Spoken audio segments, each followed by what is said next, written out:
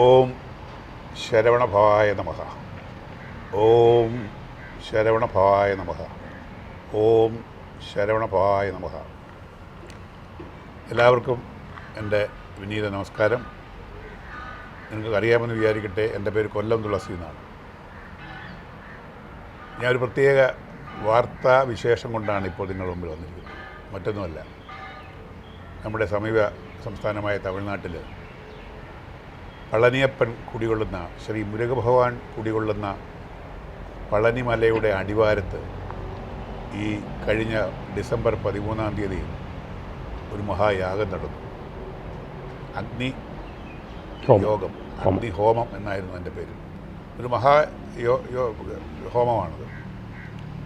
അതിന് നേതൃത്വം വഹിച്ചതും അതിന് കാർമ്മികത്വം വഹിച്ചതും നിങ്ങൾക്കെല്ലാം അറിയാം, അല്ലെങ്കിൽ ചിലർക്ക് ചിലപ്പോൾ അറിയാത്ത ഒരാൾ കൂടിയാണ്. ശ്രീ രജിത് കുമാർ എന്ന ശ്രീമുരുകൻ്റെ ശക്തി ഭാഗികമായോ പൂർണ്ണമായോ കിട്ടിക്കൊണ്ടിരിക്കുന്ന ഒരു അവതാരത്തിലേക്ക് നീങ്ങിക്കൊണ്ടിരിക്കുന്ന, നമ്മുടെ ഇടയിൽ ജീവിക്കുന്ന കേരളീയനായ തൃശ്ശൂർ ജില്ലക്കാരനായ രജിത് കുമാർ, അദ്ദേഹത്തിൻ്റെ നേതൃത്വത്തിലാണ് അത് നടത്തുന്നത്.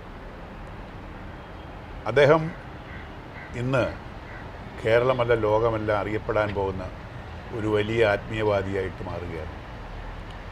നമുക്കറിയാം, ജാതി മത രാഷ്ട്രീയ ആധ്യാത്മിക ചിന്തകൾക്കപ്പുറം ദേശീയതയും ദേശീയ സ്നേഹവും ഒക്കെ കൈമുതലാക്കിയ മുദ്രയാർത്തിയ കുറേ ആത്മീയ ആചാര്യന്മാരും അവതാരങ്ങളും നമുക്കുണ്ടായിട്ടുണ്ട്.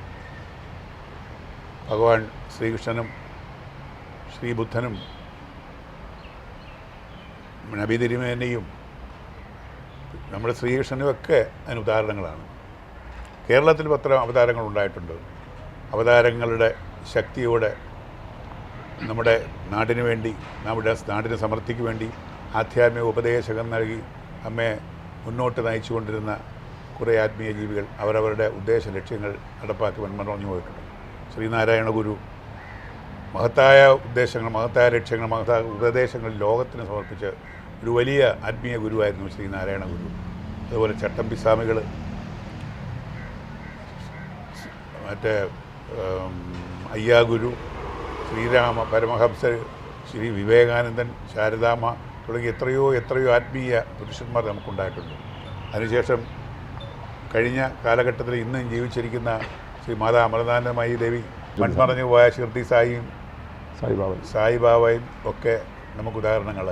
ഇന്നിതാ നമ്മൾക്കിടയിൽ മറ്റൊരു ഉദയം കൂടി വന്നിരിക്കുന്നു.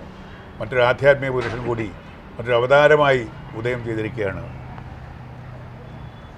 തൃശ്ശൂരിൽ തിരൂർ എന്ന സ്ഥലത്ത് ഒരു സാധാരണ വീട്ടിൽ ജനിച്ചു വളർന്ന രജിത് കുമാർ എന്ന ഞങ്ങളുടെ പ്രിയപ്പെട്ട ലീഡർ എന്ന് ഞാൻ പറയാൻ കാരണം, അദ്ദേഹത്തെ ലീഡർ എന്നാണ് വിളിക്കുന്നതാണ് ഇഷ്ടം.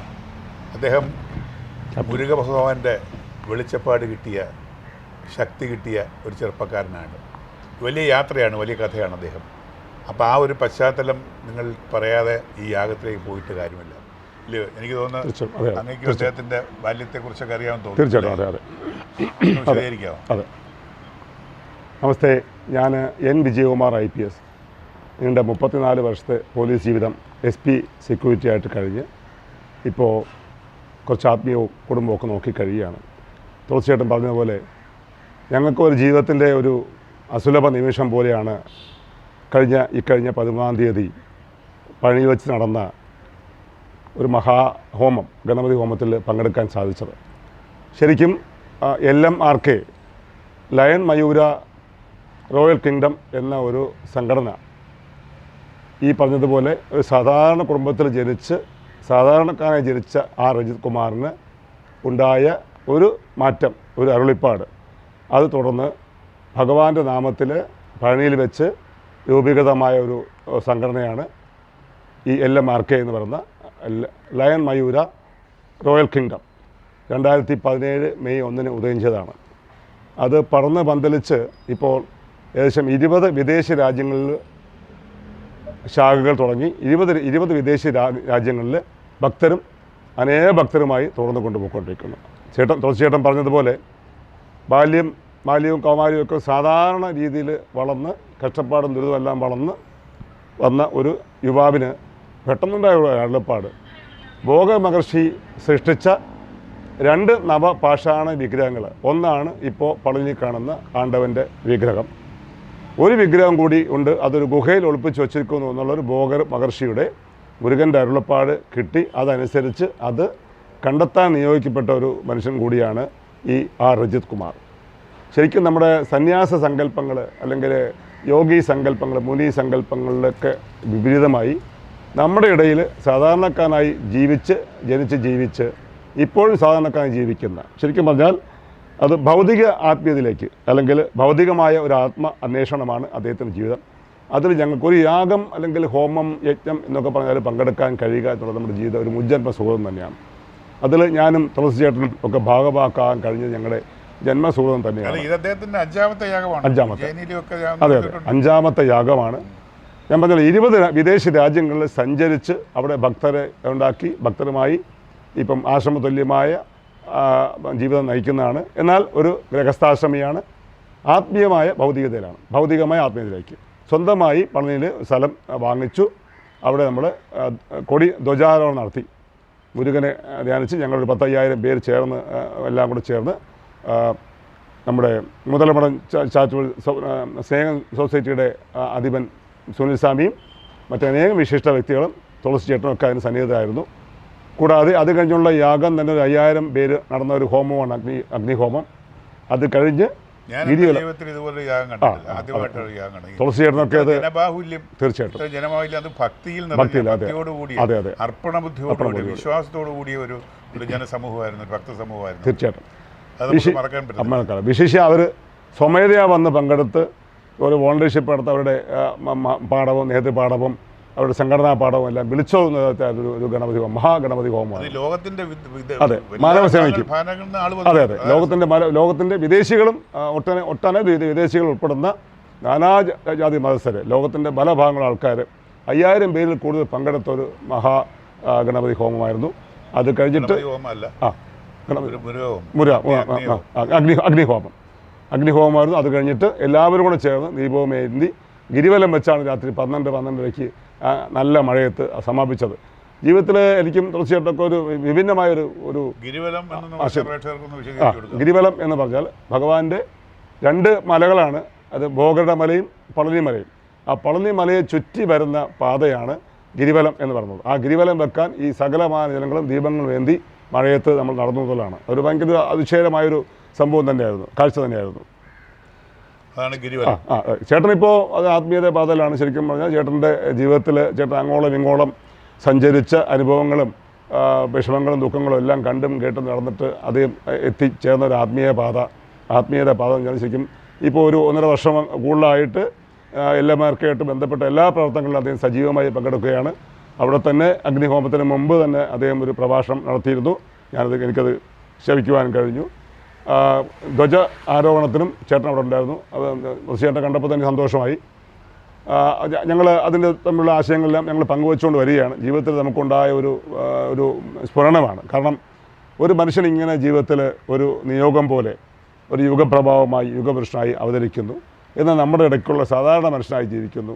അത് ഒരുപക്ഷെ നമ്മൾ പണ്ട് കണ്ട ദൈവങ്ങളുടെയും ഈശ്വരന്മാരുടെയും അവതാര പുരുഷനായി തന്നെയാണ് നമ്മുടെ ഈ കലിയുഗത്തിൽ അവതരിച്ചത്. ഞാനിതിനകത്ത് ആകർഷനായത്, എനിക്ക് ആദ്യമേ ഇതേക്കുറിച്ച് എൻ്റെ ഒരു സുഹൃത്ത് ഈ ചാലയിലുള്ള മണി എന്ന് പറഞ്ഞ ഒരാളാണ്. ഇങ്ങനൊരു ഒരു ദിവ്യപുരുഷൻ ഉദയം ചെയ്തിട്ടുണ്ട്. അദ്ദേഹത്തെ ഇതിനു മുമ്പൊരു യാഗം ഇവിടെ വെച്ച് തമിഴ്നാട്ടിൽ വെച്ച് നടത്തിയിട്ടുണ്ട്. ആ യാഗത്തിൽ പങ്കെടുത്ത ആളാണ് അദ്ദേഹം. എന്നോട് വന്ന് ഇങ്ങനെ വിശദീകരിച്ചപ്പോൾ ഞാൻ പൊതുവേ ഈ ആധ്യാത്മികതകളിൽ അല്പം ആകർഷകനായിട്ടുള്ള ഒരാളാണ്. പൊതുവെ എൻ്റെ രക്തത്തിൽ അല്പം അലിഞ്ഞു ചേർത്തിട്ടുണ്ടെന്ന് തോന്നുന്നു. അപ്പോൾ ഇത്തരം ആത്മീയ പുരുഷന്മാരെ കുറിച്ചൊക്കെ അറിയുമ്പോൾ ഞാൻ അവിടെ പോകും, അവരെ മനസ്സിലാക്കാൻ ശ്രമിക്കും, അവരെക്കുറിച്ച് പഠിക്കും. അങ്ങനെ ഞാൻ ഒരു സുപ്രഭാതത്തിൽ ഇദ്ദേഹത്തെ അന്വേഷിച്ച് തൃശ്ശൂരുള്ള ഇദ്ദേഹത്തിൻ്റെ വീട്ടിൽ പോയി. ഒരു സാധാരണ മനുഷ്യൻ, ഒരു ചെറുപ്പക്കാരൻ. അദ്ദേഹത്തിൻ്റെ കഥകളെ കേട്ടപ്പോഴത്തേക്ക് എനിക്ക് രസം തോന്നി. കാര്യം നമ്മളെപ്പോലെ ക്ലബിലും പിന്നെ ഫുട്ബോൾ കളിച്ചും ക്രിക്കറ്റ് കളിച്ചും സിനിമ കണ്ടും അദ്ദേഹത്തിന് സിനിമാ പ്രേമമുണ്ട്. സിനിമാ കഥ എഴുതണം, തിരക്കഥാകൃത്താകണം, ഇടയ്ക്ക് അഭിനയിക്കണമെന്നുള്ള ആഗ്രഹങ്ങളുമായിട്ട് നടക്കുന്ന ഒരു ഗ്രാമപ്രദേശം, ഒരു സാധാരണക്കാരൻ. അവർക്കൊരു ഒരുപാട് സുഹൃത്തുക്കളുണ്ട്, നല്ല ആത്മാർത്ഥമായ കുറേ കൂട്ടുകാർ. ഈ കൂട്ടുകാരുടെ ഇടയിൽ കളിച്ചു വളർന്ന ഇദ്ദേഹം ഒരു സുപ്രഭാതത്തിൽ ഒരു സ്വപ്നം കാണുക. 18-ാമത്തെ വയസ്സിലാണ് അന്നത്തെ സ്വപ്നം എന്തോ അറിയുന്നില്ല. ഇങ്ങനെ ഒരാൾ മുരുകൻ ഇങ്ങനെ കണ്ണ് സ്വപ്നത്തിൽ പോകണം. മുരുകൻ വന്ന് പറയുകയാണ് 30-ാമത്തെ വയസ്സിന് ശേഷം നീ എൻ്റെ കൂടെ ആയിരിക്കും, എൻ്റെ സംരക്ഷണയിലായിരിക്കും. ആദ്യമേ ഒന്ന് ഉണർന്ന് ശേഷം പിന്നെ അത് പുള്ളി അത് പിറ്റേന്ന് അതുപോലെ അങ്ങ് മറങ്ങും. ആരോട് പറഞ്ഞുകൊണ്ടില്ല. അത് സ്വപ്നങ്ങൾ നമ്മൾ എത്രയോ കാണാറുണ്ട്, എല്ലാം സംഭവിക്കണമെന്നില്ല. അതിനുശേഷം വീണ്ടും ഒരു സ്വപ്നം കാണുക, മുരുകൻ വന്ന് നിൽക്കുന്നതായിട്ട് ഒരു മന്ത്രം ചൊല്ലിക്കൊടുക്കുക. ചെവിയിൽ സ്വപ്നത്തിൽ മന്ത്രം ചൊല്ലിക്കിടാവും. ആ മന്ത്രം അദ്ദേഹത്തിന് ഓർമ്മ വരുന്നില്ല. പക്ഷെ അത് മുരുകനെ സംബന്ധിച്ച ഒരു മന്ത്രമാണെന്നോ ശരവണഭവായെന്നോ മുരുകായെന്നോ എന്തോ ആയിരിക്കും. അദ്ദേഹത്തിന് മനസ്സിനകത്ത് അല്ലാതെ അലട്ടി. അപ്പോൾ പിന്നെ അദ്ദേഹം പോയി പറഞ്ഞു പളനിമലയിൽ പോയി. അന്നാണ് ആദ്യമായിട്ട് പളനിമലയിൽ പോകുന്നത്. തമാശ അതാണ്. അദ്ദേഹം പളനിമലയിൽ പോകുന്ന ആദ്യമായിട്ട് മാത്രമല്ല, ഈ മുരുകന്റെ ഭക്തനുമല്ല, മുരുകൻ ക്ഷേത്രങ്ങളിൽ പോയിട്ടില്ല. അങ്ങനെ ഒരു ബന്ധവും കുലബന്ധം പോലും ഇല്ലാത്ത ഭഗവാനെ കുറിച്ച് ഇങ്ങനെ സ്വപ്നം കണ്ടപ്പോൾ അദ്ദേഹം നേരെ പളനിയിലേക്ക് സുഹൃത്തുക്കളുമായിട്ട് പോയി. അവിടെ എല്ലാം പോയി കണ്ടു വന്നതിന് ശേഷം അദ്ദേഹത്തിന് ചെറിയൊരു ഇത് തോന്നി. അപ്പോൾ അങ്ങനെ അവിടുന്ന് പുള്ളി മടങ്ങി. വീണ്ടും ഒരു ഉദ്ബോധം കിട്ടിയാണ് സ്വപ്നത്തിൽ വെച്ചാൽ നീ അവിടെ പോയി ഇന്ന സ്ഥലത്ത് ഇന്നടുത്ത് പോയി. അങ്ങനെ അത് ഇദ്ദേഹത്തിന് അറിയില്ല. ഭോഗസിദ്ധർ ആരാണെന്ന് അറിയില്ല. ഭോഗൻ എന്താണ്, സിദ്ധൻ എന്താണ്, അവരുടെ ഗുണം എന്താണ്, ഋഷിമാരെന്തൊന്നും അറിയാത്ത ഈ ചെറുപ്പക്കാരൻ അവിടെ പോയി പഠിച്ചു. അദ്ദേഹത്തിന് എല്ലാത്തിനും സഹായിട്ട് നിന്ന അവിടെ ഒരാളുണ്ടായിരുന്നു. എന്താണ് അദ്ദേഹത്തിൻ്റെ പേര് ഞാൻ മറന്നുപോയി, ഓർമ്മ വരാം. അപ്പോൾ അദ്ദേഹത്തെ പോയി കണ്ട് അദ്ദേഹത്തിൻ്റെ കൂട്ടിനോടൊപ്പം ഇയാൾ നടന്ന് ഓഫീസിൽ ചെല്ലുകയാണ്, മാനേജറെ കാണുന്നു. അത് യാത്രയിൽ കണ്ട് അതും ഒരു അത്ഭുതം. കാര്യം ഇദ്ദേഹം പുള്ളി ഈ തൊഴുതുകൊണ്ടിരിക്കുമ്പോഴും മുരുകക്ഷേത്രത്തിൽ തൊഴുതുകൊണ്ടിരുന്നപ്പോഴും പെട്ടെന്ന് ഗേറ്റ് അങ്ങ് അടയ്ക്കുകയാണ്. ഈ അമ്പലത്തിനുള്ള ഗേറ്റ് എല്ലാം അടച്ച് പുറത്ത് പോകാൻ പറഞ്ഞു. അങ്ങനെ പുറത്ത് പോകാൻ പറഞ്ഞ് ഇയാളെ പുറത്തെ വാരിക്കൂടെ പുറകിലത്തെ വാരിക്കൂടെ പറന്ന് പുള്ളി വിട്ടു. പുള്ളി പറഞ്ഞു വിട്ടപ്പോഴും അവിടെ ഭോഗസിദ്ധരുടെ എന്തോ ഒരു ഗുഹ പോലെ കാണുന്നു, അവിടെ ഒരു പാറ കാണുന്നു, അവിടെ ഒരു ഇത് കാണുന്നു. അപ്പോൾ അതിലേക്കൂടെ പുള്ളി ബാത്റൂമിനോട് ചേർന്നുള്ള വഴി, ഒരു ബാത്റൂമിനോട് ചേർന്നുള്ള അത് ലേഡീസ് ടോയ്ലറ്റ്, അതിനോട് നടന്നു. സ്വപ്നത്തിൽ കാണുന്ന കാര്യങ്ങൾ ഇവിടെ വരുമ്പോൾ യാഥാർത്ഥ്യമാണെന്ന് തോന്നുന്നു പറയുമ്പോഴാണ് എനിക്ക് ഇതെങ്ങനെ ലേഡീസ് ടോയ്ലറ്റ് തന്നെ കാണുന്നു. ടോയ്ലറ്റ് ഉണ്ടാകും. ഇത് ചെന്ന് മാനേജർ പറഞ്ഞത് മാനേജർ പുച്ഛിച്ചു. പിന്നെ മാനേജർ വന്ന് നോക്കിയപ്പോഴത്തെ കണ്ട ഉടനെ മാനേജർ അടച്ചിട്ട് ഇദ്ദേഹത്തെ കൊണ്ട് തിരിച്ചു വന്നിട്ട് നീ പോയി അവിടെ സത്രത്തിൽ താമസിക്കാൻ പറയും. അത് കഴിഞ്ഞിട്ട് അദ്ദേഹത്തെ പിടിച്ചപിടിയാൽ വീട്ടിൽ വന്ന് കാറിൽ കയറ്റി പരപ്പനാടി ഉണ്ണികൃഷ്ണൻ തിരിച്ചു വിളിക്കുക. ഞാൻ സ്വപ്നം കണ്ട് വന്നതാണ്, നിങ്ങൾക്ക് എനിക്ക് ഞാൻ ഒരു ആഗ്രഹമുണ്ട് ഇങ്ങനെ പറഞ്ഞു. അപ്പൊ അല്ലെങ്കിൽ എന്താ അങ്ങനെ സ്വപ്നത്തിൽ കാണാൻ കാര്യം എന്താണ്? അപ്പൊ അയാളും ഗുരുഭക്തനാണ്. പുള്ളിക്കും തോന്നി അവനെ തിരിച്ചു വിളിച്ചിട്ട് പറയുന്നതൊക്കെ എന്താ വേണ്ടത്, ഞാൻ ഇന്ന കാര്യങ്ങളൊക്കെ ഉണ്ട്, എനിക്ക് അവിടേക്ക് ഒന്ന് കാണണം, ഭോഗസിദ്ധരുടെ സമാധി ഒന്ന് കാണണം, ഈ രണ്ടാമത്തെ നവഭാഷാണ പ്രതിമ സ്ഥാപിച്ചിരിക്കുന്ന സ്ഥലം ഇവിടെ ഉണ്ട്. അപ്പൊ ഇവിടെ ഉണ്ട്, നിനക്കെങ്ങനെ അറിയും? അതെ, എനിക്ക് അങ്ങനെ തോന്നി, എൻ്റെ സ്വന്തം കൂടെ തോന്നി. പിന്നെ അദ്ദേഹം വിശ്വാസമായി. അദ്ദേഹം പിന്നാണ് നമ്മുടെ പരപ്പനങ്ങാടിയുള്ള നമ്പൂരിയിലേക്ക് വീട്ടിൽ കൊണ്ടു ചെല്ലുന്നു. അദ്ദേഹം ഇതെല്ലാം വെച്ചതിന് ശേഷം പറയുന്നത് ശരിയാണ്, അദ്ദേഹം കറക്റ്റ് വഴിയിലൂടെ. അല്ല, അദ്ദേഹം പറഞ്ഞത് ഇത് 99.5% ശരിയാണ്. ഒന്ന് ചെയ്യേണ്ടത് ഈ കുഞ്ഞ് ഉടനെ തന്നെ അവിടെ പോയി മുരുകനടുത്ത് പോയി 21 ദിവസം വ്രതമിരിക്കണം. വ്രതം ഇരുന്നിട്ട് പിന്നെ ഞാൻ വരും, അപ്പം കാണാം. അപ്പം പറഞ്ഞു നിന്റെ സിനിമാ മോഹമൊന്നും നടക്കത്തില്ല എന്ന് അദ്ദേഹം പറയാണ്. അദ്ദേഹം പുറത്ത് വന്നിട്ടേ ഇല്ല. പരപ്പനാടി ഉണ്ണികൃഷ്ണൻ പറയുകയാണ് കുഞ്ഞവിടെ പോയി 21 ദിവസം വ്രതമിരിക്കണം, ഞാൻ 21 ദിവസം കഴിഞ്ഞ് വരാം, നമുക്ക് അവിടെ വെച്ച് കാണാം, സിനിമാ മോഹമൊക്കെ മാറ്റി വെക്കണം എന്ന് പറയുന്നത്. അത് ചോദിച്ചു പോയത്. അങ്ങനെ വ്രതം എന്നറിയാത്ത 21 ദിവസം വ്രതമെടുത്തു. അത് കഴിഞ്ഞിട്ടാണ് ബാക്കി ജീവിതത്തിന്റെ തലവരെല്ലാം മാറുന്നത്. അങ്ങനെ തിരികെയാ. പിന്നെ അവിടെ പിന്നെ സ്വപ്നത്തിൽ കൂടുന്ന വഴികളിലൂടെ കാണിച്ചു കൊടുക്കുന്ന മാർഗങ്ങളിലൂടെ അത് കഠോരമായ മാർഗങ്ങൾ, തീർച്ചയായിട്ടും ഒരുപാട് തടസ്സങ്ങളും മലമുകളിലുകളും ഇങ്ങനെ. അതിനകത്ത് ഒരിടത്ത് പറയുന്നു രാമേശ്വരത്ത് നീ പോയി, പിന്നെ എന്താണ് ഒരു രാമേശ്വരത്ത് പോയി ഒരു ശ്മശാനം എന്ന് പറയുന്നില്ല, ശ്മശാനം അവിടെ ഒരു തീയുള്ള ഒരു സ്ഥലം, തീകുണ്ടത്തിൽ നീ പോയി തൊഴണം. അപ്പോൾ രാമേശ്വരം പോയി അന്വേഷിച്ച് കിടക്കും. രാമേശ്വരം അന്വേഷിച്ച് ഇവിടെ തീയുള്ള സ്ഥലമുള്ള കടലുമാണ് തീ. അപ്പോൾ തീയുള്ള സ്ഥലമല്ല. അപ്പോഴാണ് ഇദ്ദേഹത്തിന് ഒരു കണ്ണടച്ച് എൻ്റെ ശിവഭഗവാനെ, എൻ്റെ ശിവപെരുമാളെ, എന്നെ രക്ഷിക്കണേ, എന്നെ സഹായിക്കണേ, എനിക്കൊരു പിടിയും കിട്ടുന്നില്ല, എത്തും പിടിക്കുന്നില്ല, മുരുകൻ ഈ ഒരു ദർശനം എനിക്കുന്നു, പക്ഷേ എനിക്ക് എന്താണെന്നൊരു പിടിയും കിട്ടുന്നത്. അപ്പോഴാണ് ഒരു ശ്മശാനത്തിൻ്റെ ഒരു ഗന്ധം, അവിടുന്ന് ആ ഭസ്മത്തിൻ്റെ ഗന്ധം നേരോട് മുഴുവൻ ഇത് ശ്മശാനത്തെക്കുറിച്ചാണ്, സൂചനയാണ്. ഉടനെ ശ്മശാനത്തെക്കുറിച്ച് അന്വേഷിക്കുകയും അദ്ദേഹം കൂട്ടുകാരനും കുറേ അർദ്ധരാത്രിയിൽ 12 മണി കൊണ്ട് നടന്ന് ഒരു ശ്മശാനത്തിൻ്റെ അടുത്ത് ചെന്നപ്പോൾ അവിടെ ഗേറ്റ് പൂട്ടിയിരിക്കുന്നു.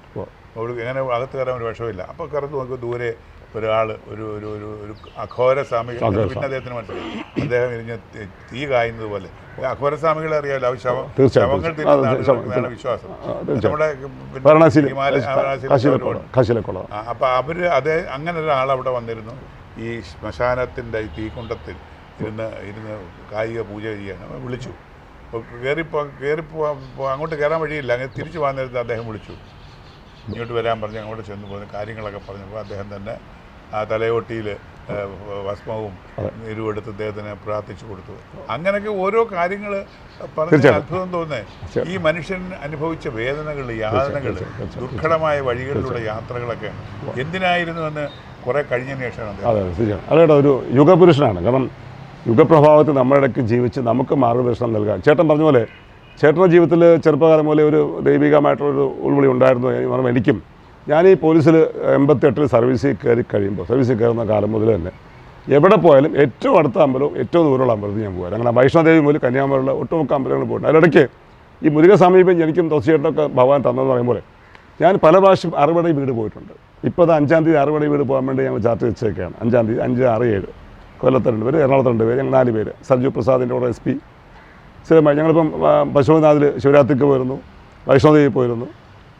ഈ നമ്മുടെ ശിവാലയോട്ടത്തിൻ്റെ 12 ക്ഷേത്രം 2 ദിവസം ഞങ്ങൾ കറങ്ങി കണ്ടു. അപ്പോൾ അങ്ങനെ ഈ പറയും പോലെ ഇതൊരു ഉൾവിളിയായിരുന്നു.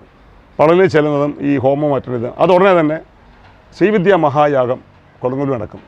അപ്പോൾ അവിടുത്തെ ചീഫ് പ്രീസ്റ്റ് വിക്രമസിംഹ ഹാഡിക ഞങ്ങളെ വിളിച്ചിരുന്നു.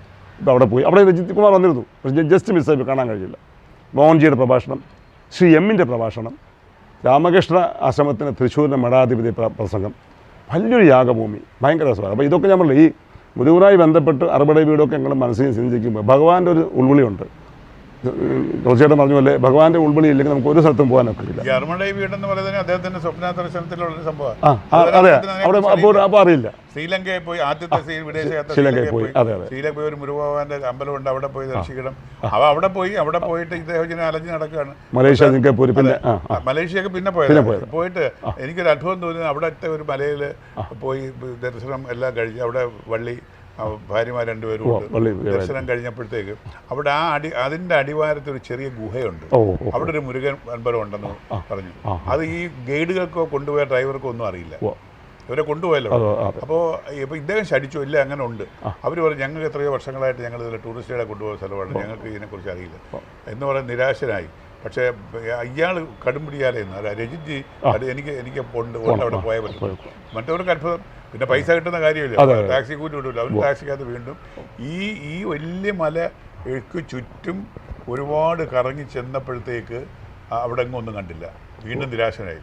നോക്കണം, ഇത്രയും റിസ്ക് എടുത്ത് ഈ വലിയ മലയ്ക്ക് ചുറ്റും നടന്നിട്ട് ഈ മല സ്വപ്നത്തിൽ കണ്ട മല അദ്ദേഹത്തിന് കാണാൻ കഴിഞ്ഞില്ല. അപ്പം അവർ പറഞ്ഞ് ഇയാളെ കളിയാക്കി, അവർക്ക് പുച്ഛിക്കുകയൊക്കെ ചെയ്തു.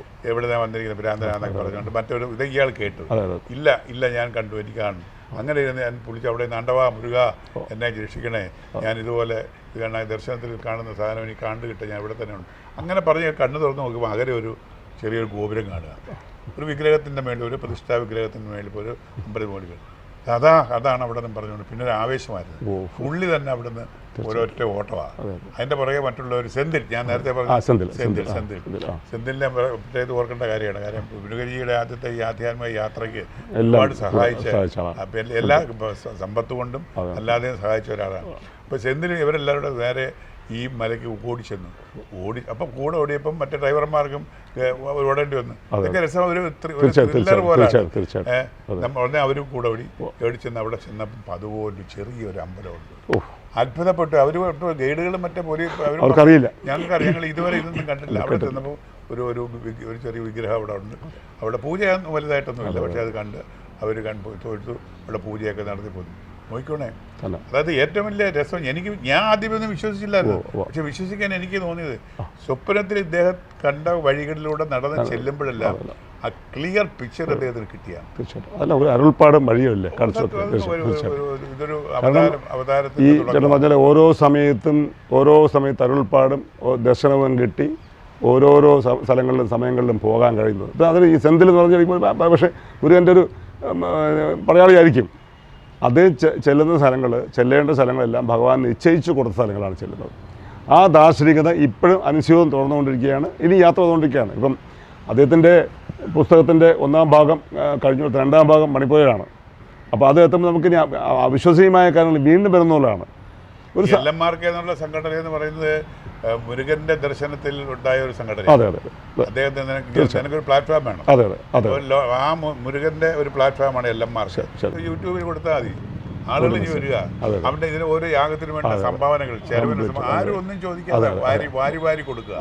കാര്യം ലക്ഷക്കണക്കിന് ചെലവുള്ളൊരു കാര്യം. നമുക്ക് അത്ഭുതമുണ്ട്, ഈ പാവപ്പെട്ട മനുഷ്യൻ സർക്കാർ ജീവനക്കാരനാണ്. അതെ അതെ തീർച്ചയായിട്ടും. ശമ്പളത്തിന്റെ ബോർഡിലാണ് ഇങ്ങനെ ഓരോ യാത്ര അവസാനം ഗതിയില്ലാതെ വന്നിട്ട് ഈ ശ്രീലങ്കൻ യാത്രയെ കുറിച്ച് ആദ്യം പറയുന്നുണ്ട്. അതിന് അയാൾ പൈസ ഇല്ല, എടുക്കാവുന്ന ലോണല്ല എടുത്ത്, ഭാര്യയുണ്ട്, 2 മക്കളായി, എന്ത് ചെയ്യും? ആർക്കൊന്നുമില്ല. അവസാനം ഇങ്ങനെ പ്രാർത്ഥിച്ചുകൊണ്ടിരിക്കുന്നു. മുരുകൻ തൃശ്ശൂരൊക്കെ അറിയാം, ഭാരത് വെജിറ്റേറിയൻ ഹോട്ടൽ അറിയാം, പ്രസിദ്ധമായ ഒരു ഹോട്ടൽ. അവിടെ ഒരു അരമണിക്കൂറെങ്കിലും ക്യൂ നിന്നേ ഒരു സീറ്റ് കിട്ടുന്നുള്ളൂ. അവിടുന്ന് ഒരു ഉടമ ശ്രീകുമാർ വിളിച്ചു, നീ അവിടെ പോകുന്നുണ്ടെങ്കിൽ ഞാൻ ദക്ഷിണ തരികയാണ്, അവിടെ 20,000 രൂപ കൊടുക്കുക. ആ 20,000 രൂപയും മേടിച്ചപ്പോഴേ പുള്ളി ഫെയർ ആയാലും ഫ്ലൈറ്റിന്റെ ചാർജായി. അങ്ങനെ അവിടുന്ന് അതും കൊണ്ട് പോവുക. ഓരോന്നിനും ഓരോ തടസ്സങ്ങള് ഈ മുരുക ഭഗവാനായിട്ട് തന്നെ മാറിക്കൊണ്ട് എവിടെല്ലാം പോയിട്ടുള്ള അമേരിക്കയിൽ പോയിട്ടുണ്ട്, റഷ്യയിൽ പോയിട്ടുണ്ട്, സ്വിറ്റ്സർലൻഡിൽ, ആഫ്രിക്കയിൽ, ഓസ്ട്രേലിയയിലും. ഇവിടെ പോയത് മാത്രമല്ല, ഈ ലോർഡ് മുരുകയുടെ ഒരു കിങ്ഡം, അനുയായികളും അനുയായികൾ കൂടുതൽ പേരില്ലെങ്കിലും ഇതിന്റെ ഒരു കിങ്ഡം, ഒരു പ്ലാറ്റ്ഫോം, ചെറിയൊരു ഇതവിടെ സ്ഥാപിച്ചിട്ടുണ്ട്. മുരുക ഭഗവാന്റെ ഒരു ഇരിപ്പിടം, എന്തുവാന് പറയുന്ന ഒരു പിന്നെ നമ്മുടെ ഒരു റോയൽ കിങ്ഡം എന്ന് പറയുന്ന ഒരു കസേര അത് അവിടെ സ്ഥാപിച്ചിട്ടുണ്ട്. ഇത് സ്ഥാപിക്കാൻ പുള്ളി വിട്ട പാടും കൊറോണ സമയത്ത്. അതൊക്കെ വായിച്ചു കഴിഞ്ഞാൽ നിങ്ങളൊക്കെ ഈ കേൾക്കുന്നവരൊക്കെ അദ്ദേഹത്തിന്റെ ഒന്ന് വായിക്കണം. ഒരു ത്രില്ലർ നോവലാണ്, ഒരു ഏതോ ഒരു വളരെ വിശിഷ്ടമായ. അതൊന്ന് അദ്ദേഹത്തിൻ്റെ ഉണ്ടെന്നൊന്ന് കാണിക്കാവോ? ശരിക്കും ഈ പറഞ്ഞതുപോലെ ലോകത്ത് ആകമാനമുള്ള ഭക്തർ ഏറ്റവും കൂടുതൽ അയ്യപ്പ ഭക്തരാണ്. അത് കഴിഞ്ഞാൽ പിന്നെ അതുപോലെ തന്നെയാണ് മുരുക ഭക്തർ. ഇത് യുഗപ്പിറവിക്ക് മുമ്പേ റെൻഡസോ എന്നാണ്, റെൻഡവ്യൂ വിത്ത് ടൈം. ഇതിൻ്റെ ഭാഗം 1-ാം പതിപ്പാണ്. 2-ാം പതിപ്പിൻ്റെ പണിപ്പുരയാണ്. ഇത് വായിക്കുമ്പോൾ നമുക്ക് ഞാൻ പറയാം, നമുക്ക് ഇപ്പോഴും ഞാൻ പറയുന്നത് രോമാഞ്ചം വരും. ഓരോ പേജും മറിക്കുമ്പോഴും ഓരോ പേജിനും ഉത്കണ്ഠയും അത്തരത്തിലുള്ള അവിശ്വസനീയമായ കഥകൾ വിശ്വസനീയമായി നമുക്ക് വിശ്വസിക്കാം. അവിശ്വസനീയമായി തോന്നുമെങ്കിലും നിത്യജീവിതത്തിൽ നമുക്ക് വിശ്വസിക്കാം. ഞാൻ പറയാം, ഒരു ജീവിതത്തിൽ സാധാരണക്കാരൻ എങ്ങനെയാണ് നമ്മുടെ ഭഗവാനെ കാണുന്നത്. പണ്ട് ചപ്രമഞ്ച പട്ടണത്തിലൊക്കെ ഇങ്ങനെ നടക്കുന്ന ഭഗവാന്മാരുണ്ടായിരുന്നു. ഇന്ന് നമ്മുടെ കൂടെ ജീവിച്ച് ഗാർഹസ്ഥ്യ, ശരിക്കും പറഞ്ഞാൽ എല്ലാ ഭൗതികതയും ഉൾക്കൊണ്ടുകൊണ്ട് ആത്മീയത, ഭൗതികതയുടെ ആത്മീയതയിലേക്ക്. ഈ യുഗപ്പിറവിക്ക് മുമ്പിൽ എന്നുള്ളൊരു ടൈറ്റിൽ ശ്രദ്ധിച്ചോ? എന്തായിരിക്കും അത്? തീർച്ചയായിട്ടും അതാണ്. എന്തായിരിക്കും അങ്ങ് അതിനെക്കുറിച്ച് ചിന്തിച്ചിട്ടുണ്ടോ? ഇല്ലല്ലേ. യുഗപ്പിറവിക്ക് മുമ്പിൽ എന്ന് പറഞ്ഞാൽ വളരെ അർത്ഥവത്തായ ഒരു ടൈറ്റിൽ. തീർച്ചയായിട്ടും പുതിയൊരു യുഗപ്പിറവി വന്നുകൊണ്ടിരിക്കുകയാണ്. നമ്മുടെ കഴിഞ്ഞ 10 അവതാരങ്ങൾ വന്ന് അവസാനത്തെ അവതാരമാണ് കൽക്കി. അവരെല്ലാം അവസാനം ഇപ്പൊ കൽക്കിയുടെ അവതാരമാണ്. കൽക്കിയുടെ അവതാരം പൊതുവെ മോശമെന്നാണ് പറയുന്നത്. ലോകത്ത് ഇതുപോലെ ഇനി മോശമാകാനൊന്നുമില്ല. യുദ്ധങ്ങൾ, പ്രളയം, നമ്മുടെ കൊച്ചു കേരളത്തിലായാലും ഭാരതത്തിലായാലും ഇന്ത്യയിലാകും പരസ്പരം യുദ്ധം, ആളുകൾ ആയിരക്കണക്കിന് ആളുകൾ കൊല്ലുന്ന തീവ്രവാദം, ചോരക്കളി, ഇതെല്ലാം പെടുന്ന വളരെ മോശപ്പെട്ട ഒരു കാലാവസ്ഥയിൽ നിന്ന് ഇതിന് അവസാനം മറ്റൊരു ഭാഗം ഇവിടെ വരാൻ പോവുകയാണ്. പുതിയൊരു യുഗം ഉണ്ടാകുകയാണ്. ആ യുഗം എന്ന് പറയുന്നതാണ് മുരുകയുഗം. മുരുകൻ ഇനിയും കൂടുതൽ ശക്തിയോടുകൂടി അവതരിക്കുകയും പണ്ട് നഷ്ടപ്പെട്ട നമുക്ക് ലോസ്റ്റ് കോണ്ടിനെന്റ് ഉണ്ട്. എന്താ പറയുക, കുമാരികണ്ഠം എന്ന് പറയുന്നത് നമുക്ക് നഷ്ടപ്പെട്ട ആ ഒരു ഭൂപ്രദേശം തിരിച്ചു കിട്ടുകയാണ്. ഭൂഖണ്ഡം തിരിച്ചു കിട്ടുകയാണ്. പണ്ട് യുഗങ്ങൾക്ക്, വർഷങ്ങൾക്ക്, നൂറ്റാണ്ടുകൾക്ക് അപ്പുറത്ത് സുനാമി പോലൊരു വെള്ളപ്പൊക്കം വന്ന് നമ്മുടെ ഈ നശിച്ചുപോയി. അതിനുശേഷം അതിൽ നിന്ന് വീണ്ടും ഉരുത്തിരിഞ്ഞു വന്നതാണ് നമ്മുടെ ഈ ഭാരതവും കേരളവും കന്യാകുമാരിയും ആഫ്രിക്കയും. അപ്പോൾ ഇതെല്ലാം കൂടെ വീണ്ടും ഒന്നിച്ച് പുതിയൊരു യുഗത്തിലേക്ക് ഉദിച്ചു വരുന്നത്. അതാണ് കുമാരികാണ്ഡം. ആ കുമാരികാണ്ഡത്തിന്റെ പുനഃസൃഷ്ടിക്ക് വേണ്ടിയും ലോകത്തിലേക്ക് പിന്നെ ശക്തമാക്കി വരുന്നതിന് വേണ്ടിയും അതിൽ ഏറ്റവും കൂടുതൽ ശക്തി ഇന്ത്യക്കായിരിക്കണം, ഭാരതത്തിനായിരിക്കണം എന്ന് വിശ്വസിക്കുന്ന, അതാണ് ഞാൻ ആദ്യമേ പറഞ്ഞത്. അദ്ദേഹത്തിന് ദേശീയതയാണ്, ദേശീയ ഭക്തിയാണ്, ദേശസ്നേഹമാണ് ഇദ്ദേഹത്തിന്. ലോകാ സമസ്ത സുഖിനോ ഭവന്തു എന്ന് പറയാം. അദ്ദേഹം എനിക്ക് എൻ്റെ രാജ്യം നന്നായി, എന്നിട്ട് വേണം ലോകത്തിൽ ഭാരതം ലോകത്തിൽ ശക്തിയായിട്ട്. അത് സംഭവിച്ചുകൊണ്ടിരിക്കുക. ഭാരത ലോകത്തിന് തന്നെ നമ്മുടെ ലീഡർ പറയുന്നതന്നെ സംഭവിച്ചുകൊണ്ടിരിക്കുക. അതെ അതെ ഇന്ത്യ ചൈനയുമായിട്ടുള്ള ബന്ധം അതെ അതെ ഇപ്പൊ ഊഷ്മളമായിക്കൊണ്ടിരിക്കുക. അതെ അതെ പരിസരം പിന്നെ നമ്മുടെ അതിർത്തികളിൽ നിന്ന് അതെ അതെ അവർ മാറിക്കൊണ്ടിരിക്കുകയാണ്. പോകുന്നുണ്ട്. അതെ നമ്മൾ അതിർത്തി അംഗീകരിച്ച് തന്നിരിക്കുകയാണ്. അതെ, അതെ. അവർ തമ്മിൽ പിന്നെ സൗഹൃദ സംഭാഷണങ്ങൾ തന്നിരിക്കുകയാണ്, കരാറുകൾ ഉണ്ടായിരിക്കുകയാണ്. റഷ്യ യുക്രൈൻ വാർ യുദ്ധമൊക്കെ അതിൽ പ്രവേശിച്ചിട്ടുണ്ട്. അതെല്ലാം മാറ്റങ്ങൾ സംഭവിച്ചുകൊണ്ടിരിക്കുക. ഇന്ത്യ സാമ്പത്തിക ശക്തിയിൽ മൂന്നായിക്കൊണ്ടിരിക്കുകയാണ്. ശത്രുതകൾ കണ്ടത് ചൈന ഇപ്പൊ ഇന്ത്യ അടുത്ത് വരുന്നു. അതാണ് ഞാൻ നേരത്തെ പറഞ്ഞത്. അതായത് പിന്നെ ഈ രജിജി എന്ന് പറയുന്ന നമ്മുടെ ലീഡർ പറയുന്നത്, ലീഡർ എന്ന് പറയാൻ കാര്യം എന്താ പറയുക, അദ്ദേഹം ലീഡർ എന്ന് വിളിച്ചാൽ മതി എന്നാ പറയുന്നത്. അതേപോലെ ഞാൻ ദൈവത്തിന്റെ അവതാരം, സ്വാമിയും ദൈവം എന്ന് വിളിക്കേണ്ട എന്റെ കാലം തൊട്ട് വഴിയുണ്ട്. ഞാൻ ഈ സാധാരണ ഡ്രസ്, ഞാൻ കാവ്യ കൊടുക്കത്തില്ല. ഞാൻ സാധാരണ പാന്റ് ഷർട്ട് വിടും, ടീഷർട്ട്, ഒരു സാധാരണ നമ്മുടെ ഒരാളായിട്ട് നിൽക്കും. ഒരു വേർതിരിവൊന്നും വേണ്ട, എന്നെ ലീഡർ എന്ന് വിളിച്ചാൽ അത്. ലീഡർ എന്ന് ഈ LMR എന്ന് പറയുന്നത് സന്നദ്ധരായ ഈ ദൈവവിശ്വാസികളുടെ കൂട്ടായ്മയ്ക്കായി LMR എന്ന് പറയുന്നത്, മൃഗവിശ്വാസികളുടെ കൂട്ടായ്മ LMR എന്ന് പറയുന്നത്. ഒരു മയൂര സിംഹാസനം അതിന്റെ ലീഡറായിട്ടാണ് അദ്ദേഹത്തെ കാണുന്നത്. അതുകൊണ്ട് നമുക്ക് നമ്മുടെ വിഷമങ്ങൾ, പ്രാർത്ഥനകൾ അദ്ദേഹത്തിനോട് പറയുക. അദ്ദേഹം അത് നേരെ മുരുകഭഗവാന്റെ കാലിൽ സമർപ്പിക്കും. മുരുകഭഗവാനെ ഉൾക്കൊണ്ടുകൊണ്ട് അനുഗ്രഹിക്കേണ്ടവരെ സഹായിക്കും, അല്ലാത്ത കൊടുക്കത്തുമില്ല. ന്യായമായ കാര്യങ്ങളെല്ലാം ചോദിക്കാൻ പാടില്ല. അപ്പോൾ നമ്മൾ ഭക്തന്മാരെല്ലാവരും ന്യായമായ കാര്യങ്ങൾ എന്താണെന്ന് വെച്ചാൽ മുരുകഭഗവാനെ മനസ്സിൽ വിചാരിച്ചുകൊണ്ട് പ്രാർത്ഥിക്കുക. നമ്മുടെ ലീഡർക്ക് അത് കൊടുക്കുന്നതായിട്ട് സങ്കല്പിക്കുക. അത് അദ്ദേഹത്തിനോട് കൊടുക്കുന്നു, അത് തിരിച്ച് അതിന്റെ ഭാഗ്യം നമുക്ക് കിട്ടും. ഇതാണ് ഇദ്ദേഹത്തിന്റെ അവതാര ലക്ഷ്യം. അപ്പോൾ ഇദ്ദേഹത്തിന്റെ പ്രധാനമായി ഈ യുഗപ്പിറവിക്ക് മുമ്പിലാണ് നമ്മൾ നിൽക്കുന്നത്. അപ്പോൾ അത് വരുത്താനുള്ള അതിൻ്റെ ഒരു തുടക്കക്കാരനായിട്ട് എന്താ വിളംബരം ചെയ്യുന്നതിന് വേണ്ടിയും അതിനുള്ള വഴി ഒരുക്കുന്നതിന് വേണ്ടി നിയോഗിക്കപ്പെട്ട ഒരാളാണ് ശ്രീ രജിജി. ചേട്ടൻ പറഞ്ഞ പോലെ പ്രപഞ്ചോൽപത്തി ആരംഭിക്കുന്ന കാലഘട്ടം തന്നെ അതിൻ്റെ ഉണ്ടായ ചിന്ന ഭിന്നമായ വേർപെടൽ ഈ ഓസ്ട്രേലിയൻ പ്ലേറ്റെല്ലാം ഇന്ത്യയുടെ ഭാഗത്ത് നിന്ന് വിട്ടുപോയതാണ്. എടുത്തു വെച്ച് നോക്കിയാൽ അറിയാം. ഇപ്പം ഈ ഉഗാണ്ട ഉണ്ടായ ഒരു വലിയൊരു വിസ്ഫോടനം, ഉഗാണ്ട വർഷങ്ങൾക്ക് ശേഷം ഇന്ത്യയോട് ചേരുമെന്നാണ് പറഞ്ഞത്. അപ്പം ഭൂഖണ്ഡങ്ങൾക്ക് തന്നെ അതിൽ നിശ്ചയിക്കാനൊക്കാത്ത പ്രപഞ്ചം ഒരു ഭൂഖണ്ഡത്തെ പോലും മാറ്റം വരുത്തുന്നു. അപ്പം ഈ ലോകത്തിന് മാറ്റം വരുത്തുന്നു, പ്രപഞ്ചത്തിന് മാറ്റം വരുത്തുന്നു, മാനവശാശിക്ക് മുഴുവൻ മാറ്റം വരുത്തുകയാണ്. ഈ അവസരത്തിലാണ് നമ്മൾ പറയുന്ന ദൈവികമായും ആത്മീയമായിട്ടുള്ള പ്രസക്തി കാണുന്നത്. അവിടെയൊക്കെയും ലോകത്തിൻ്റെ ലീഡറായി വരാൻ പോകുന്നത് ചേട്ടൻ പറഞ്ഞ പോലെ ഇന്ത്യയാണ്, ഭാരതമാണ്. ഭാരതം അത്രയ്ക്ക് ഇപ്പോഴേ ആയിക്കഴിഞ്ഞു. നമുക്കിപ്പം രാഷ്ട്രീയം വെച്ച് പറയല്ല, ഇപ്പോഴത്തെ പ്രധാനമന്ത്രി യുഗപ്രഭാവനാണ് അദ്ദേഹം. ഇന്ന് എല്ലാവരുടെയും ലീഡറായിക്കൊണ്ട് തീർച്ചയായും മറ്റൊരു രാഷ്ട്രത്തിനും അദ്ദേഹത്തിന്റെ കാര്യത്തൊട്ട് വന്ദിക്കുന്ന രീതിയിലുള്ള വളർച്ചയും വികാസവും അദ്ദേഹം സംഭവിച്ചു. ഇതൊക്കെ ഇദ്ദേഹം ഈ രജിജി പറഞ്ഞ കാര്യങ്ങളാണ്.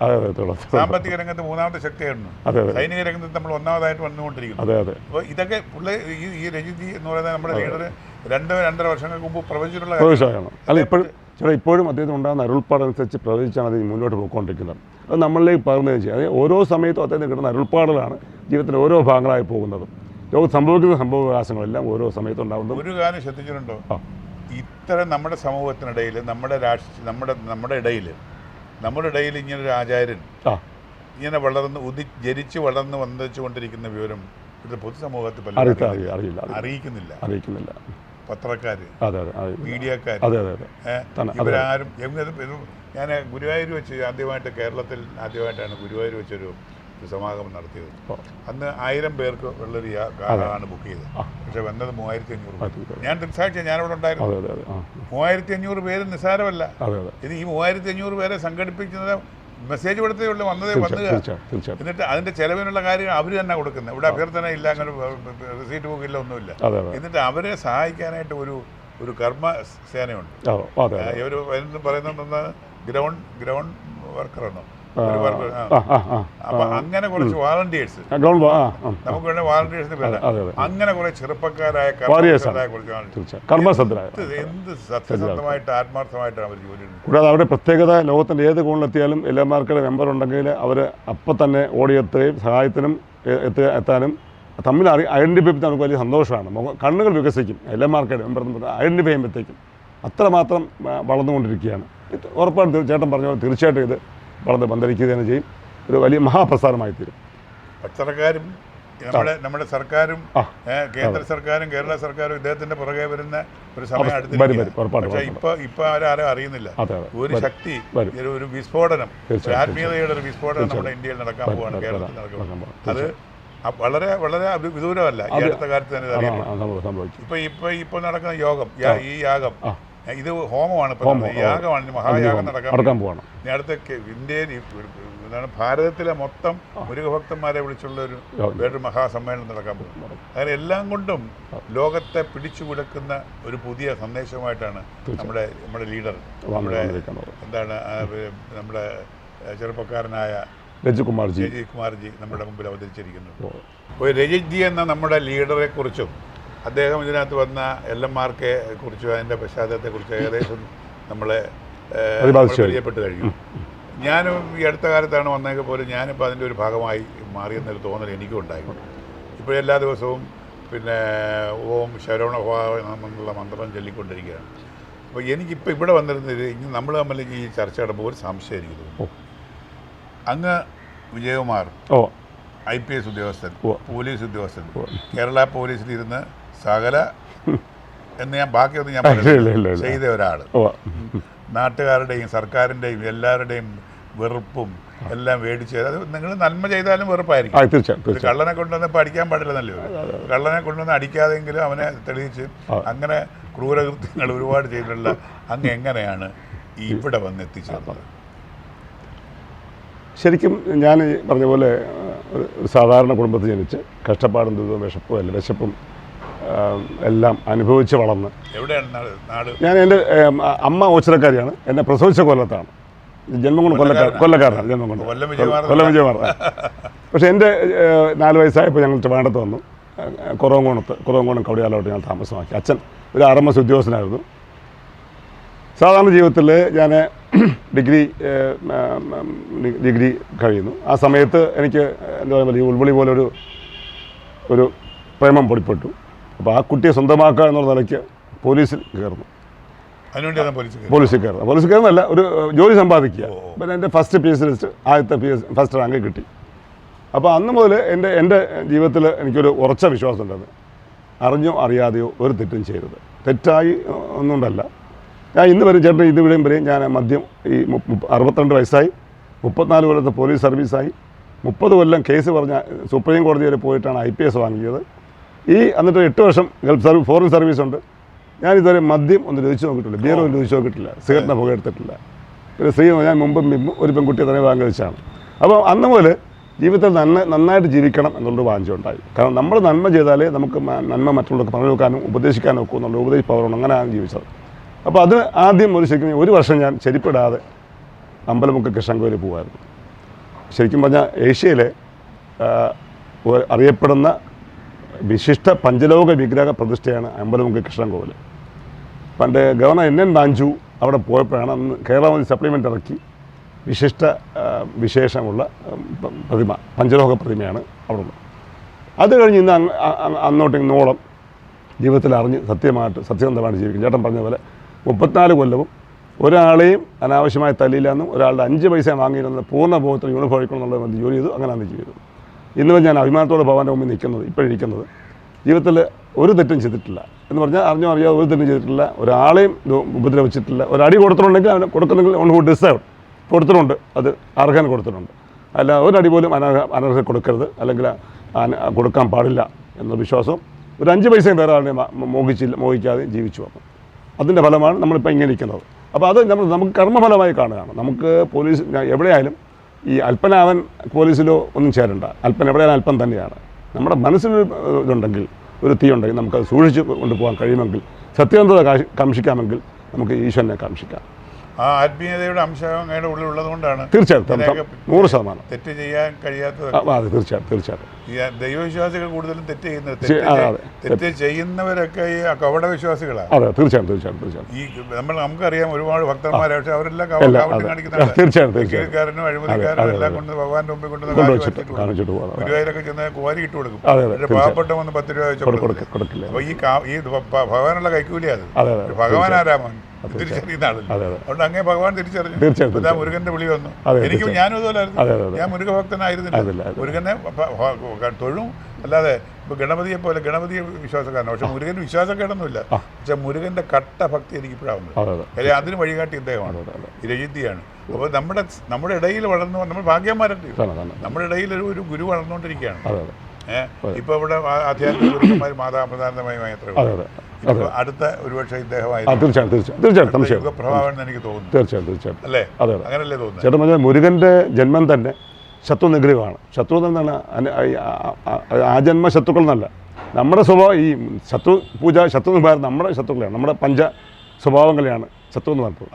അതുപോലെ മുരുകൻ അസുരന്മാരെ നിഗ്രഹിക്കാൻ വേണ്ടി ഉണ്ടായതാണ്. അങ്ങനെ അറുപട വീടും ഒക്കെ ഉണ്ടായത്. ഓങ്കാരപ്പൊരുൾ തേടി സ്വാമിമലയിൽ പോയി പടത്തലമാണ്. സർവ്വസൈന്യാധിപനാണ്. വീട് പോകുന്നത് ഈ പാവപ്പെട്ടവനോട് തീർച്ചയായിട്ടും എനിക്ക് അവിടെ കൊണ്ടുപോകാം. അപ്പോൾ ഭക്തിയുള്ളവരുടെ കൊണ്ടുപോകണം. തീർച്ചയായിട്ടും ഈ മുരുകൻ സർവ്വസൈന്യാധിപനാണ്. ഈ ഗോത്രശാസ്ത്രത്തിൻ്റെ പിതാവാണ്, ജ്യോതിശാസ്ത്രത്തിൻ്റെ പിതാവാണ്. ജ്യോതിശാസ്ത്രം കണ്ടുപിടിച്ചത് മുരുകനാണ്. അച്ഛന് വരെ ജ്ഞാനദൈവമാണ്, ധനമൂർത്തിയാണ്, ഈശ്വര ധനസ്വരൂപനാണ്, അഭിഷേകപ്രിയനാണ്. മുരുകൻ എത്ര അഭിഷേകം ചെയ്താലും അഷ്ടദ്രവ്യ അഭിഷേകം ചെയ്യാം. എനിക്കിപ്പോഴും ഇപ്പം ഞാൻ ഈ യാഗത്തോടനുബന്ധിച്ചാണ് ഞാൻ മുമ്പ് ഞാൻ പളനിയിൽ പോയിട്ടുണ്ട്. പക്ഷെ അതൊരു സിനിമാ ജാടയിൽ പോയതാണ്. സിനിമാക്കാർ കൊണ്ടുപോയത് നമ്മൾ വലിയ അപ്പം അതൊന്നും ശരി കണ്ടതുമില്ല. എനിക്ക് 4 കാല പൂജയാണുള്ളൂ. 4 കാല പൂജ, ത്രികാല പൂജ, 4 കാല പൂജ. അപ്പോൾ ഇത്തവണ പോകുമ്പോഴേ എനിക്ക് തീരെ നടക്കാൻ വയ്യ, എനിക്ക് മലയൊന്നും കയറാൻ വയ്യ. അപ്പോൾ എൻ്റെ കൂടെ വന്ന ആൾ എന്നെ മറ്റേ ട്രെയിനകത്ത് കൊണ്ടുപോയി. അവിടെ ചെന്നപ്പോൾ അവർ പറഞ്ഞു ഇവിടുന്ന് 60 സ്റ്റെപ്പ് ഉണ്ടെന്ന് പറഞ്ഞു. ഞാൻ വിചാരിച്ചു ദൈവമേ, ഞാൻ മുരുകാന്ന് വിളിച്ചുകൊണ്ട് കണ്ണടച്ച് പ്രാർത്ഥിച്ചുകൊണ്ട് ഞാൻ 2 സ്റ്റെപ്പ് എടുത്ത് വെച്ചപ്പോൾ ഞാൻ നടക്കുമ്പോഴേ കൈ ബാലൻസ് വെക്കും. അപ്പോൾ ഈ ഇടത്തെ കയ്യിൽ ഒരാൾ വന്ന് അങ്ങ് പിടിക്കുക. വലിയ അത്ഭുതമാണ്. ഒരാൾ വന്ന് എന്നെ പിടിച്ചിട്ട് എന്നെ ഇങ്ങനെ പിടിച്ചുകൊണ്ട് പോവുക. ഞാൻ അങ്ങനെ മുരുക ശരവണഭായ എന്ന് പറഞ്ഞിട്ട് ഈ 62 സ്റ്റെപ്പുകൾ ഞാൻ കയറി അങ്ങ് പോവുക.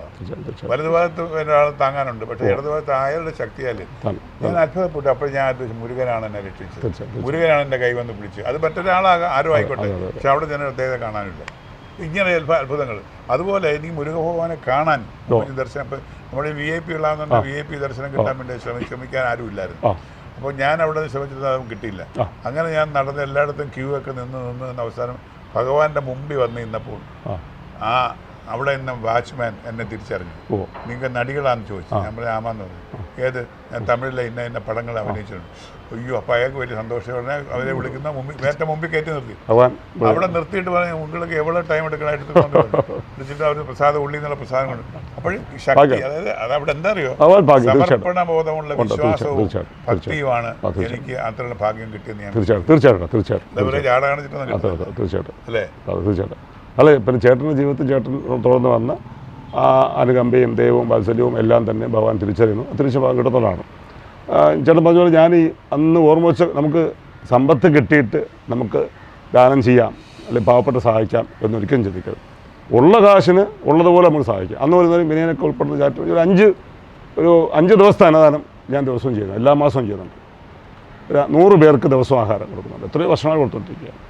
അപ്പോൾ നമുക്ക് ഈ വലത് കൈ ഇടത് കൈ അറിയാൻ പാടില്ല എന്ന് പറയുന്നത് നമുക്ക് നമ്മുടെ മനസ്സിൽ ഞാൻ പറയാം അങ്ങനെ ചെയ്യാൻ കഴിയുന്നത് നമ്മുടെ ഭഗവാന്റെ കൃപ, ദൈവത്തിൻ്റെ ഒരു വരദാനമാണ്. അപ്പോൾ ഈ പിന്തുടരുന്ന തുടർന്ന് പോകുന്ന ഈ LMKRKയുടെ പാതയിൽ ചേട്ടൻ എങ്ങനെയൊക്കെയാണ് ഭാഗമാക്കാവുന്നത്, എങ്ങനെയൊക്കെ ബന്ധപ്പെടുന്നു? അത് ഞാൻ ഏതായാലും ഒരു അനുഭവ തലത്തിലൊന്നും ഞാൻ പോയിട്ടൊന്നുമില്ല, എത്തിയിട്ടുമില്ല. ഞാനിപ്പോൾ ഇതിനകത്ത് വിശ്വസിക്കുക, ഗുരുഭഗവാനെ വിശ്വസിക്കുക, മന്ത്രങ്ങൾ ചൊല്ലുക, ഓരോ ദിവസവും അദ്ദേഹത്തെ ഭഗവാനെ മനസ്സിൽ ധ്യാനിച്ചുകൊണ്ട് മന്ത്രങ്ങൾ ഉരുട്ടുകൊണ്ടുക. അത് നമുക്ക് എല്ലാ ഭക്തന്മാർക്കും ഒന്നും ഇല്ലെങ്കിലും നമ്മൾ ഭഗവാനെ വിളിക്കുമ്പോൾ നമ്മുടെ മനസ്സിൻ്റെ ഉള്ളിലൊരു ലക്ഷ്യമുണ്ട്. പിന്നെ ഈ സന്ദേശം സാധാരണക്കാരെത്തിക്കണം. എന്തെങ്കിലും മോണിറ്ററി ബെനിഫിറ്റ് മാത്രമല്ലല്ലോ, മനഃശാന്തിയാണ് നമ്മുടെ അത്യന്തികമായിട്ട്. മനഃശാന്തിയും മനസ്സുഖവും സന്തോഷം, അതിലുള്ള ആ മനഃശാന്തിയിൽ നിന്നുള്ള സന്തോഷം, അത് ആ ആനന്ദം തരണമെന്ന് ഞാൻ പ്രാർത്ഥിക്കുന്നു. തരണമെന്നോ സ്ഥാനങ്ങൾ തരണമെന്നോ, നമുക്ക് സ്ഥാനങ്ങളിൽ എത്തേക്കേണ്ട ഇതൊക്കെ എത്തിയാൽ മതി കഴിഞ്ഞുള്ള ചിന്തയൊന്നും നമുക്കില്ല. അപ്പോൾ അതിലെത്തുമ്പോൾ മനഃശാന്തിയോടുകൂടി അവസാനം മരിക്കണമെന്നുള്ള ചിന്തയെ പ്രായമായ ഞങ്ങളുടെ പിള്ളേരുടെ ആഗ്രഹം. അതൊക്കെ ഇപ്പം എന്നെ ഇന്ന് പ്രാവശ്യം തീർച്ചയായിട്ടും അതെ തീർച്ചയായിട്ടും എന്നുള്ളൊരു അഴിനീട്ടി ജനങ്ങളുടെ ഉള്ളതാണ്. കാരണം അദ്ദേഹം ചേട്ടൻ പങ്കുവച്ച ജീവിതവും അഭിനയ ജീവിതവും എല്ലാം ജനങ്ങളുടെ മനസ്സിലുണ്ട്. അപ്പം ചേട്ടന് ഈ പങ്കുവെക്കുന്ന സന്ദേശവും ജനങ്ങൾ പെട്ടെന്ന് സ്വീകരിക്കും. കാരണം അതിലെന്തെങ്കിലും ഉണ്ട് എന്ന് മനസ്സിലാക്കും. അപ്പോൾ ചേട്ടനെ പോലുള്ള ആൾക്കാർക്ക് ജനങ്ങളിടയ്ക്ക് ഈ സന്ദേശം എത്തിക്കാൻ കഴിയും.